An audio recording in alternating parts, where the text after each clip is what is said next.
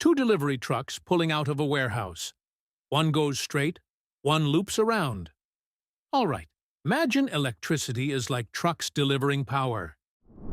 DC voltage is like a delivery truck going straight from point A to B.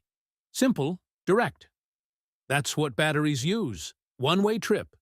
AC voltage is like a truck that goes back and forth over and over again. A to B and back to A. That's what powers your wall outlets.